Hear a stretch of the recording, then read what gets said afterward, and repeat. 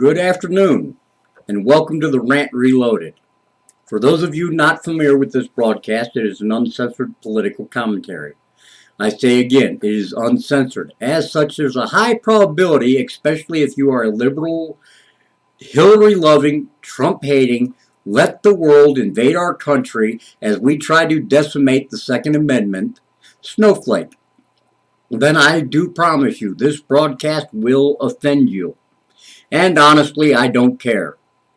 That's one of the nice things about being an independent broadcaster. You don't have studio executives telling you to tone it down because you might hurt somebody's feelings. So, anyway, on to my actual broadcast. Sorry. I'm sure many of you have heard in the news, read on Facebook, that President Trump intends to place National Guard and active military at our borders. Well, naturally, this has sparked many discussions here on Facebook, with questions being asked if you support this move or if you would still support it if our soldiers had to shoot somebody. Now, I myself have sent many lines of text arguing with some liberal idiot who claims that we have no right to use force or our military to stop illegals from entering our country. Now, I want to make one thing perfectly clear. I am not against immigration. I am not anti-immigration at all. Hell, my grandparents from my father's side were immigrants. I am pro-American. If you come into my country illegally, then you are not an immigrant. You are part of an invading force that should be treated as such. Now, this liberal argued that these illegals were not an invading force because, as he claims, they aren't armed. In many cases, they're not. Apparently, though, he didn't know the full definition of invaders, so I'm going to read all the definitions of invasions to you. 1. An instance of invading a country or region with an armed force. Okay, that's a good definition describing his point of view. 2. An incursion by a large number of people or things in a place or sphere of activity. 3. An unwelcome intrusion into another's domain. Okay, now yes, the first one says armed force, but let's not forget number 2 and number 3. An incursion by a large number of people or things into a place or sphere of activity, and an unwelcome intrusion into another's domain. Now, correct me if I'm wrong, but this sounds exactly like what we're dealing with. Immigrants are entering our nation illegally in mass numbers. In many cases, those so-called immigrants do not even conform to American life. Instead, they expect us to conform to them.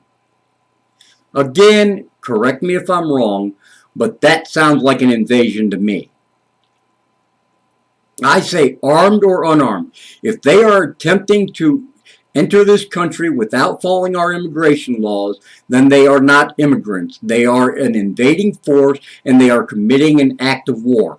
As such, if they get shot in the process, well, too damn bad.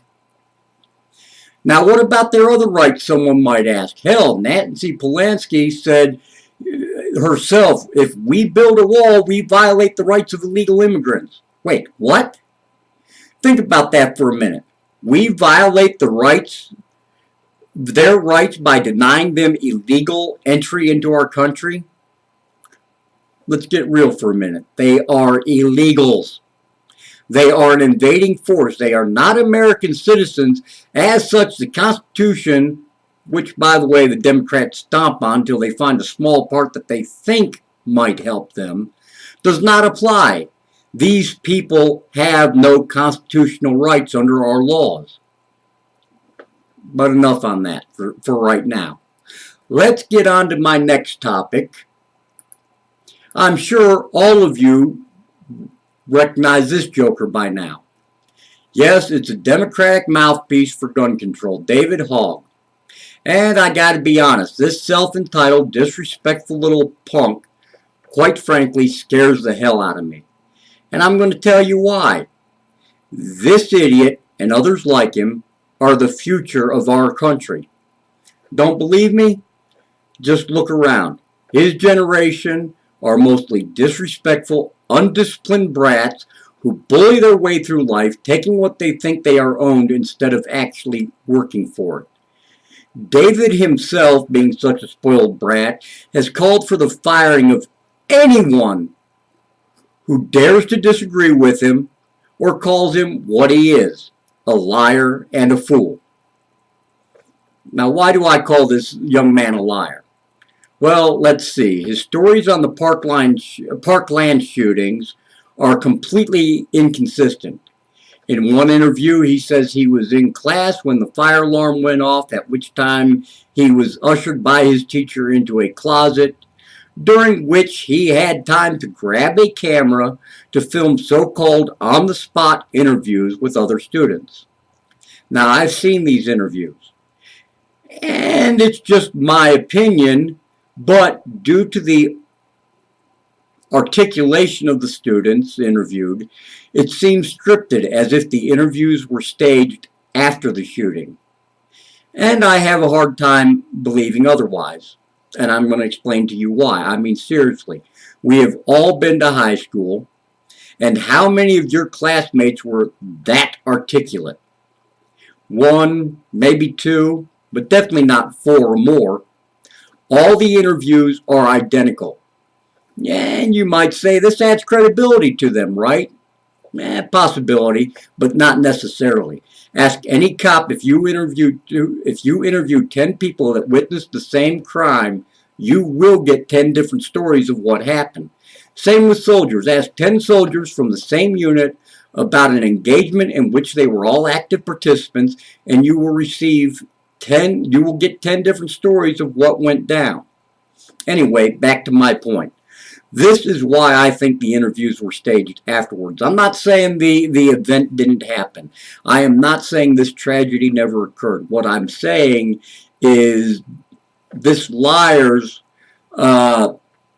alleged filming of the event, I think, is falsified in the fact that it was restaged afterwards so he could get it on film. If that doesn't make any sense. And let me continue on, though. In another interview, he stated that he heard about the shooting on the news, grabbed his camera and rode 3 miles from his house to school so he didn't miss getting it on film. So another Sandy Hook didn't occur. Okay. Now, here's the thing. Either he was there when the shooting started or he wasn't. It can't be both. But the left-wing media would have you believe that David simply misspoke. Again, what? How the hell do you confuse whether you were at the shooting when it started or you were at home watching the news? Now, there are some claims, honestly, that David graduated back in 2015, which means he wouldn't have been at school, but I don't know if these are true. But again, that would explain him being at home when the shooting started instead of school and having to ride 3 miles to get everything on film.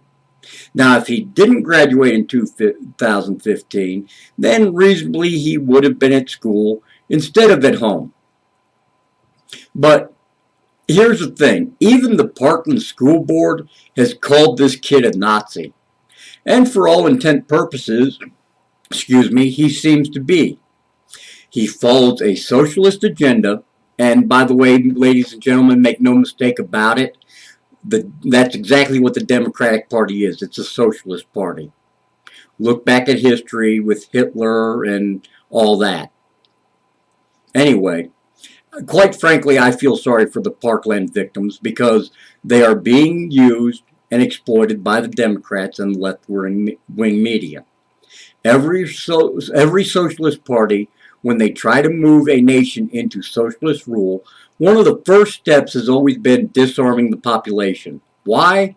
Because if the people have no weapons, they can't fight back against a tyrannical rule. The Democrats claim gun control will lower crime rates and save lives. The truth is, it does neither. Let's take a look at London, which is very much in the news recently. They enacted a gun control making it illegal for anybody to own a firearm.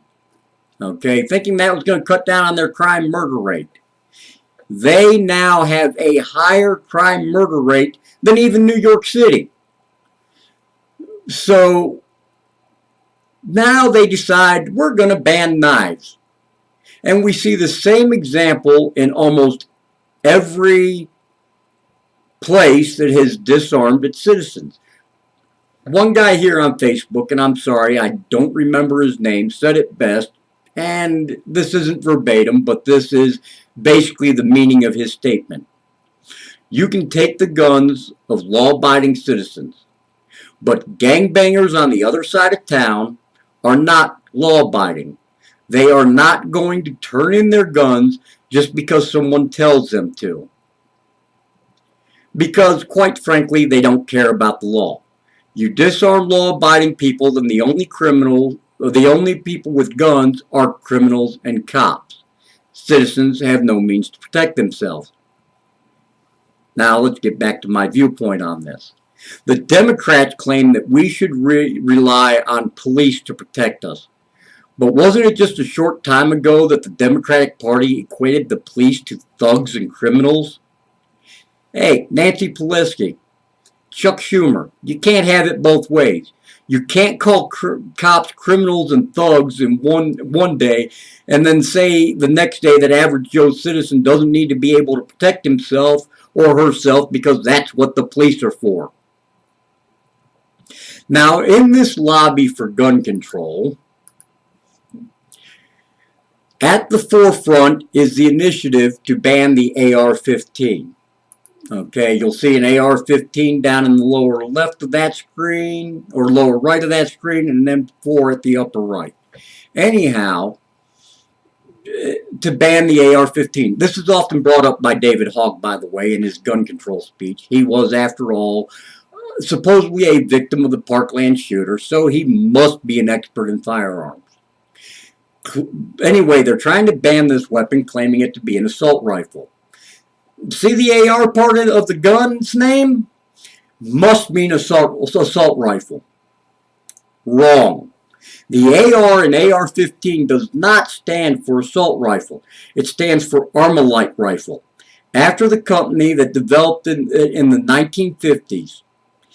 Anyone who has ever served in our military knows the difference between an assault military-grade weapon and a civilian version of a military-grade weapon.